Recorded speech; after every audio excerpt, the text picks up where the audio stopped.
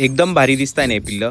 पण हे ना मी सकाळी बघितले आणि संध्याकाळी हे पिल्लं आहे ना कोणीतरी खाऊन टाकलेले होते. नमस्कार मित्रांनो, आपले पुन्हा स्वागत आहे एका नवीन ब्लॉगमध्ये.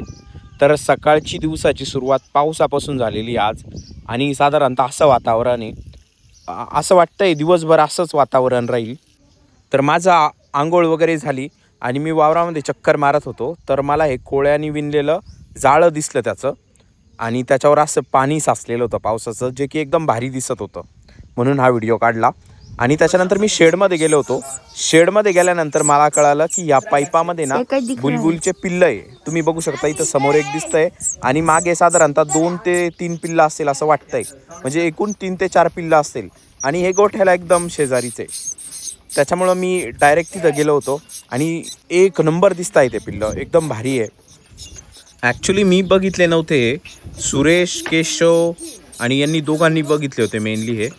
तर त्यांनी पहिला खोपा पण बघितला होता, जो पैपाच्या एकदम कडेला होता आणि आता त्याच्यामधून पिल्लं बाहेर निघलेले. तर त्याच्यामध्ये साधारणतः 4 अंडे होते. तर बाकीचे पिल्लं मागं बसलेले आणि त्यांची आई पण गेलेली मध्ये. तर ते त्याच्यामुळे सुरेश आहे ना पाईप हलवत होता, त्याच्यामुळे मी त्याला नाही म्हणलो. आणि एक नंबर दिसतंय हे पिल्लू, शब्दात नाही सांगू शकत इतकं भारी दिसतंय. आणि हे एकदम कडेला आहे बरं का, तर हे पडण्याचे वगैरे चान्सेस असतात. पण मी काही करत नाही आहे सध्या, कारण उंचावर येते, साधारणतः 6 ते 7 फुटावर उंच येते. पण मी आता म्हणजे त्यांना डिस्टर्ब वगैरे नाही करत एकंदरीत सांगायचं जर झालं तर.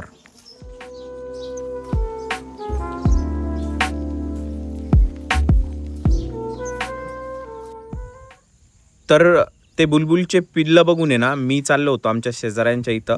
सहज जात राहतो मी. जाधव बाबा आहे त्यांच्यासोबत जाऊन थोडा वेळ गप्पा वगैरे मारतो आणि मग परत घरी येतो. मला आवडतं ॲक्च्युली म्हाताऱ्या माणसासोबत गप्पा मारायला, म्हणून मी नेहमीच जात असतो तिथं. आणि जाता जाता रस्त्यामध्ये ही गोगलगाय दिसली होती. ही शंखवाली गोगलगाय आहे. आणि आजकाल शेतकऱ्यांना गोगलगाईचा पण भरपूर म्हणजे त्रास होतोय बरं का, कारण या गोगलगाई ना भरपूर पिकाचं वगैरे नुकसान करताय. आलो होतो मी जाधव बाबाच्या त्यांच्या इथं. तिथं आल्यानंतर बघितलं की यांची गाडी ना चालू होत नव्हती. तर मग यांनी काय केलं ना, गाडीमधून पेट्रोल बाहेर काढलेलं आहे हिरव्या बॉटलमध्ये आणि हिरव्या बॉटलमधून आहे ना वरचं पेट्रोल एका प्लास्टिकच्या बॉटलमध्ये टाकलेलं आहे, आता दुसऱ्या वॉटरची पाण्याची जी बॉटल असते तिच्यामध्ये. आणि ते साधारणतः असं दिसतंय, ज्याच्यामध्ये काही वाटत नाही इथेनॉल वगैरे किंवा पाण्याचा अर्क वगैरे काही वाटत नाही आहे. आणि मग त्यांनी काय केलं ना, ते पेट्रोल जे परत गाडीमध्ये टाकून दिलं आणि मी आता जे खाली उरलं होतं हिरव्या बॉटलमध्ये, तर ते साधारणतः असं दिसतंय समोर, दाखवतो मी तुम्हाला. तर त्याच्यामध्ये प्युअर असं पेट्रोल दिसत नव्हतं, ते थोडंसं वेगळंच दिसत होतं ते. आणि हे असं दिसत होतं साधारणतः, बघू शकता तुम्ही. खाली काहीतरी वेगळा पदार्थ आहे, वरती काहीतरी वेगळं आहे. मी तुम्हाला आहे ना प्लास्टिकच्या बॉटलमध्ये टाकतो हे आणि मग दाखवतो, कारण की प्लास्टिकच्या बॉटलमध्ये ते थोडं व्यवस्थित दिसेल म्हणून. तर पाण्याच्या बॉटलमध्ये टाकलं आणि साधारणतः असं दिसतंय, ते गढूळ दिसतंय एकंदरीत, प्युअर पेट्रोल वाटत नाही.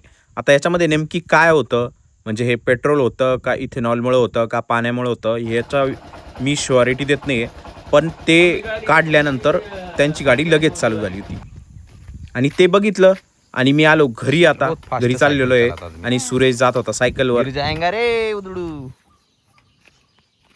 आता सध्या संध्याकाळचे 5:30 वाजलेले आहे आणि मला आहे ना इथं मांजर बसलेली दिसलेली होती आणि म्हणून मी आलो होतो इथं. जो मी खोपा दाखवला होता सकाळी पक्ष्यांचा, तिथं बसलेली होती, म्हणून मी इथं बघायला आलो होतो. आणि गायांना वाटतं यांनी काहीतरी खायलाच आणलं, म्हणून त्या मला थोड्या अड्यावानी करत होत्या इथं. आणि मी वरती चढलो आणि तिथं पक्ष्यांचा बिलकुल आवाज नव्हता येत. तर असं चित्र होतं साधारणतः. तिथं सध्या एक पण पक्षी दिसत नाही, जिथपर्यंत उजाड आहे तोपर्यंत तिथपर्यंत एक पण पक्षी नाही आहे, पिल्लू नाही इनफॅक्ट.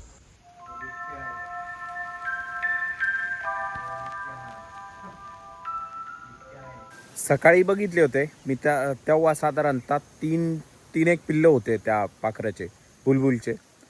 आणि दुपारी जेव्हा आलो होतो तेव्हा मांजर बसलेली होती, मी तिला हाकलून दिलं आणि तेव्हा बघितलं तर एक पिल्लू होतं, जे की एकदम पाईपाच्या मागेपर्यंत होतं.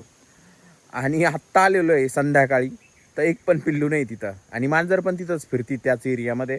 तर हे सर्व पिल्लं आहे ना मांजरीने खाऊन टाकलेलं आहे. आता मी 2-3 वेळेस मांजरीला हाकलून दिलं तिथून आणि सुरेश आणि ते पण म्हणजे वावरामध्ये जाता, त्यांचं सोयाबीन वगैरे आहे ती खुरपायला जाता, त्याच्यामुळे तिथं पण कोणी नसतं जनरली. तर त्याच्यामुळे ती मांजर काही तिथंच बसलेली राहती आणि तिने ते पिल्लं सगळे फस्त करून टाकलेले. आ, वाईट वाटतंय पण काय करणार आहे तुम्ही, निसर्गचक्र आहे ते असंच चालणार आहे. भरपूर आवाज येत होता. मी काल पण बघितले होते, आज पण बघितले ते पिल्लं आणि भरपूर म्हणजे डे बाय डे भरपूर प्रोग्रेस दिसते पिल्लामध्ये त्या. पण आता नाही येते अनफॉर्च्युनेटली मांजरीने खाऊन घेतलेले ते.